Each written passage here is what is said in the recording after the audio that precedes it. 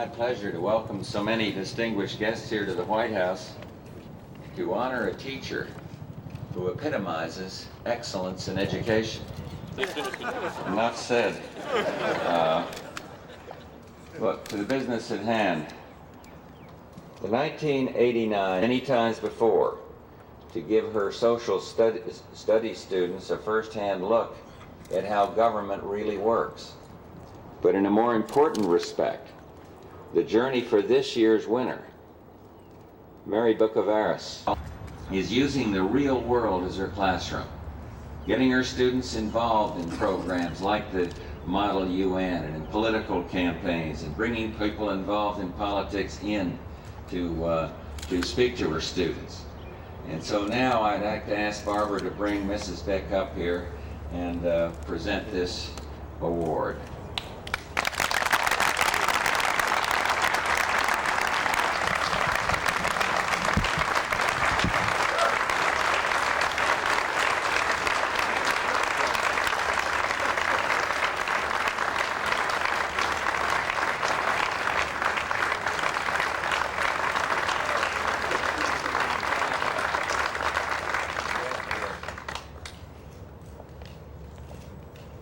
Now let me just take this opportunity. Published, and America awakened to the crying need for fundamental change in our educational system. We're at a point today where there's an emerging consensus on education reform and an energy of purpose to take up the challenge. The stakes could hardly be higher. Today's first graders will be high school graduates in the year 2000. A generation on the school graduate and get that diploma, instead of dropping out and falling into a cycle of chronic joblessness. I had lunch yesterday with Secretary Cavazos and talked about some of the problems in the severely disadvantaged areas, and some on reservations and others where the dropout rates are simply intolerable. What can we do to make sure America has the additional 400,000 scientists and the National Science Foundation says that we're going to need by the year 2000? What can we do to guarantee that graduates in the year 2000 have the skills and knowledge to make the budget constraints cloud everything on the horizon? And the question is, well, what are you going to do about it? A fair question. We're going to take action to make excellence in education not just a rallying cry, but a classroom reality. And we can start by rewarding what works. We can help those most in need. We can promote choice and flexibility for parents and school administrators. And we can raise expectations and hold our Educational Excellence Act of 1989. And I want to take a moment to detail the 7-point plan. First, merit schools. If our aim is excellence in education, we've got to single out excellence to fund a President's Award for Excellence in Education to recognize first-rate teachers in every state and reward them for a job well done. Third, science scholarships for our best high school seniors. These awards will go to 570 of the best young scientific minds, at least one from every congressional district across the country.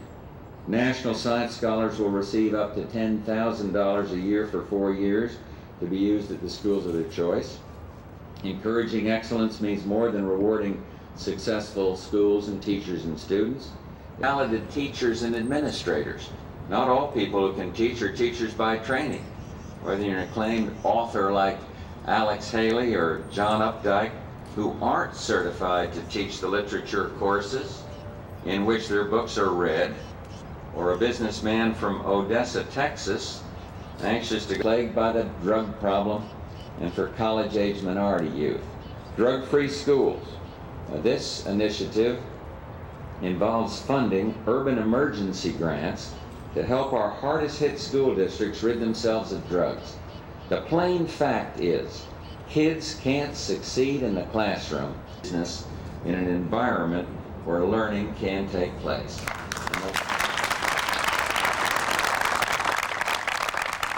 And the last and not the least is initiatives is expanded federal help to these schools have served as an avenue of opportunity for millions of young men and women, and they do deserve federal help. Each of these 7 initiatives are going to make a difference. Let me just mention quickly 3 more efforts. One, Head Start program for disadvantaged preschool children. The tax-free college savings bond program to help our low and middle income families cope with the costs of sending a child to college. And the reauthorization of the Carl D. Perkins Vocation Grounds Enter School, Ready to Learn.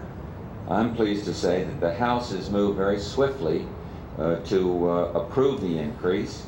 The college savings bond plan that I called for over a year and a half ago is already on the books, and that's a tribute to the foresight of many of the members of Congress that are here today. And the legislation recognizes the federal role, and I think it's got it properly in my mind that the states and local governments and private institutions and across the country bear the significant responsibility. But the federal government has a role. It's important that we measure our success, though, not simply by the resources that we put into the effort, more urgent attention than the education of our kids. Let me share a story with you, a story about 2 ways to look at the future, told by the French. The master of house was planting his garden and told his gardener to plant a certain kind of tree, and the gardener objected. I really do believe that's the way we ought to look at education. As the teachers here today know, the work you do, the seeds you plant, bear fruit across a lifetime. And there's no time to lose in shaping the next generation, and no better time to begin than today. And so we're taking a step forward, and I ask all of you to work with me to advance excellence in education in every possible way. Secretary Cavazos, why don't you, if you would, sir, bring our distinguished governors up here, and Ms. Bick, if you'll join us too, and we will sign this, and then I'll have a chance to say hello.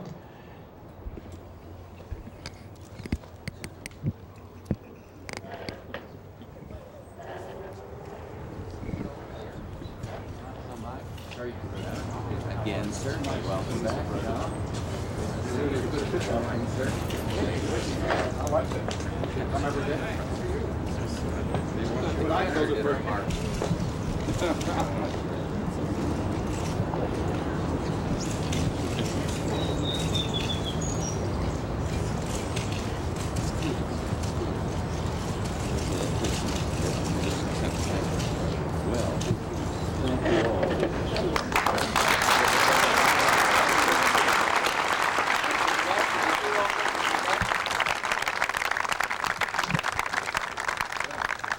Thank you all very much.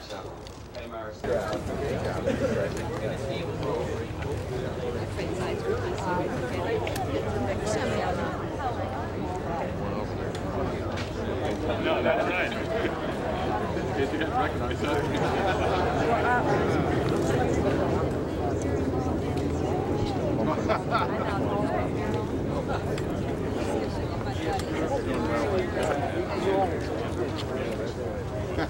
recognize I'm a great guy.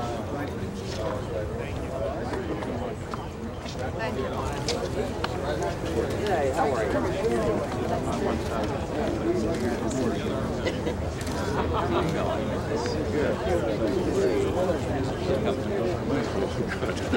I loved it. And we saw what's his name shoe the other day too. He was your John.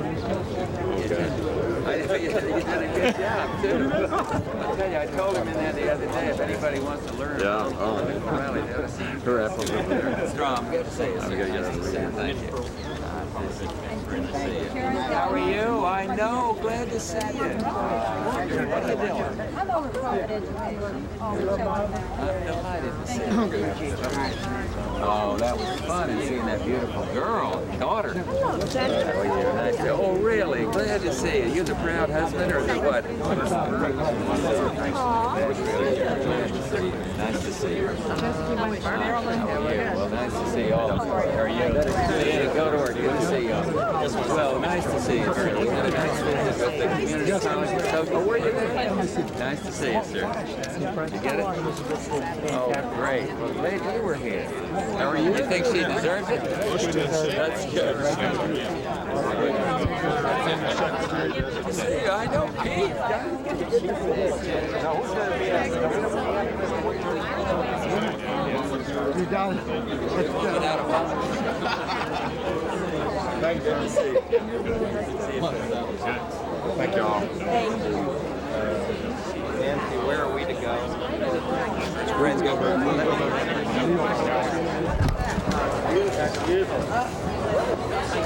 back.